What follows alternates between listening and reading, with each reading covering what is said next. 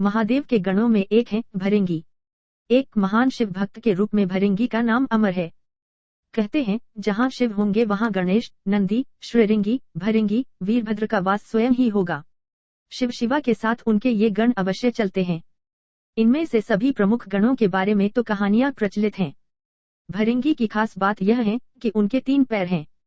शिव विवाह के लिए चली बारात में उनका जिक्र मिलता है, बिनु पद होए कोई। बहुपद बाहु यानी शिव गणों में कई बिना पैरों के थे और किसी के पास कई पैर थे। ये पद तुलसीदास जी ने भृंगी के लिए ही लिखा है। भृंगी के 3 पैर कैसे हुए, इसके पीछे एक कथा है जो हमें बताती है कि उमाशंकर के बीच का प्रेम कितना गहरा है। ये दोनों वस्तुत एक ही हैं। दरअसल भृंगी की एक अनुचित जिद ही वजह से सदाशिव और जगदम्बा को अर्धनारीश्वर रूप धारण करना पड़ा। भृंगी महान शिव भक्त थे। सदाशिव के चरणों में उनकी अत्यधिक प्रीति थी। उन्होंने स्वप्न में भी शिव के अतिरिक्त किसी का ध्यान नहीं किया था। यहाँ तक कि वह जगज्जननी मां पार्वती को भी सदाशिव से अलग मानते थे। शिवस्य चरणम केवलम के भाव में हमेशा रहते थे। उनकी बुद्धि यह स्वीकार ही नहीं करती थी कि शिव और पार्वती में कोई भेद नहीं है। एक बार सदाशिव के परम भक्त श्रीरंगी ऋषि कैलाश पर अपने आराध्य की परिक्रमा करने पहुंचे। सदैव की तरह महादेव के बाईं जंघा पर आदिशक्ति जगदम्बा विराजमान थीं। महादेव समाधि में थे और जगदम्बा चैतन्य थीं। जगदम्बा के नेत्र खुले थे। भृंगी तो आए थे शिवजी की परिक्रमा करने। शिवजी तो ध्यानमग्न थे। शिवप्रेम में भृंगी मतवाले हो रहे थे।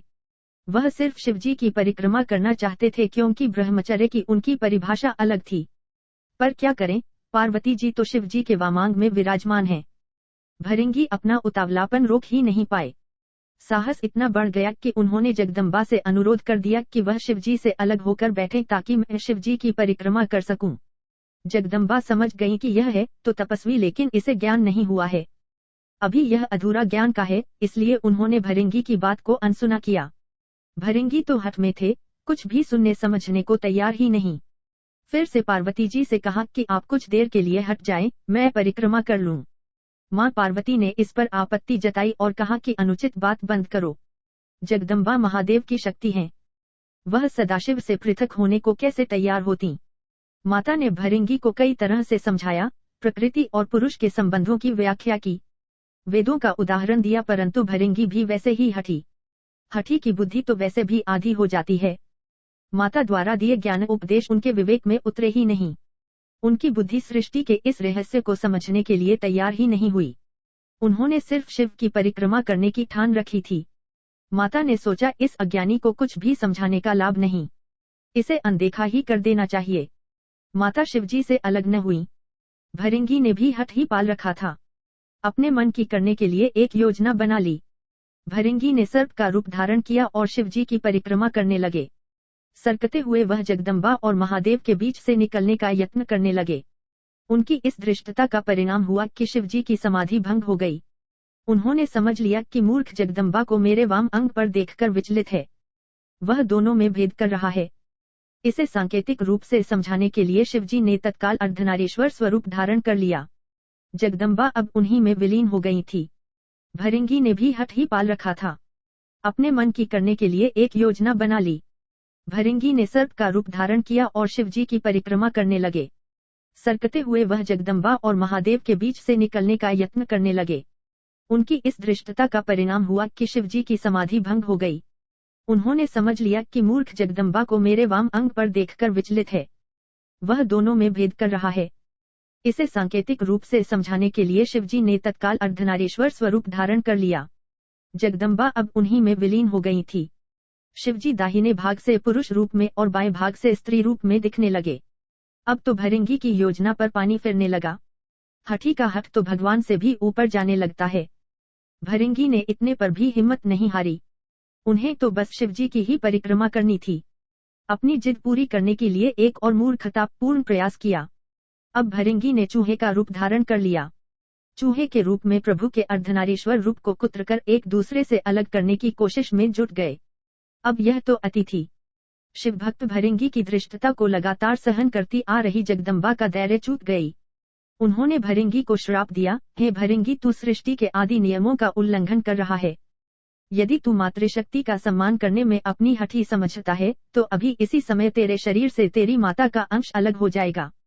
यह श्राप सुनकर स्वयं महादेव भी व्याकुल हो उठे।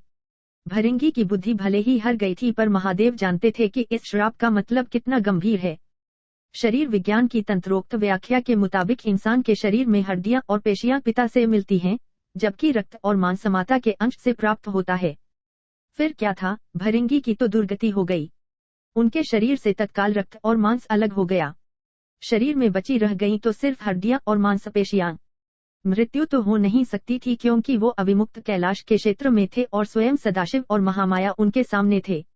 उनके प्राण हरने के लिए यमदूत वहां पहुंचने का साहस ही नहीं कर सकते थे। असह्य पीड़ा से भृंगी बेचैन होने लगे। ये शाप भी आदिशक्ति जगदम्बा का दिया हुआ था। उन्होंने ये शाप भृंगी की भेदबुद्धि को सही रास्ते पर लाने के लिए दिया था, इसलिए महादेव भी बीच में नहीं पड़े। इस शाप का लाभ यह हुआ कि भृंगी असहनीय पीड़ा में पड़कर समझ गए कि पितृशक्ति किसी भी सूरत में मातृशक्ति से परे नहीं है।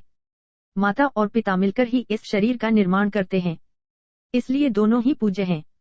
इसके बाद भृंगी ने असह्य पीड़ा से तड़पते हुए जगदम्बा की अभ्यर्थना की। माता तो माता होती है। उन्होंने तुरंत उन पर कृपा की और पीड़ा समाप्त कर दी। माता ने अपना शाप वापस लेने का उपक्रम शुरू किया, लेकिन धन्य थे भक्त भृंगी भी। उन्होंने माता को शाप वापस लेने से रोका। भृंगी ने कहा, माता, मेरी पीड़ा दूर करके आपने मेरे ऊपर बड़ी कृपा की है, परंतु मुझे इसी स्वरूप में रहने दीजिए। मेरा यह स्वरूप संसार के लिए एक उदाहरण होगा। इस सृष्टि में फिर से कोई मेरी तरह भ्रम का शिकार होकर माता और पिता को एक दूसरे से अलग समझने की भूल न करेगा। मैंने इतना अपराध किया, फिर भी आपने मेरे ऊपर अनुग्रह किया। अब मैं एक जीवंत उदाहरण बनकर सदैव आपके आसपास ही रहूंगा। भक्त की यह बात सुनकर महादेव और जगदम्बा दोनों पुलकित हो गए। अर्धनारीश्वर स्वरूप धारण किए हुए मां जगदम्बा और पिता महादेव ने तुरंत भृंगी को अपने गणों में प्रमुख स्थान दिया। भृंगी चलने फिरने में समर्थ हो सके, इसलिए उन्हें तीसरा पैर भी दिया। तीसरे पैर से वह अपने भार को संभालकर शिव पार्वती के साथ चलते हैं। अर्धनारीश्वर भगवान ने कहा, हे भृंगी, तुम सदा हमारे साथ रहोगे।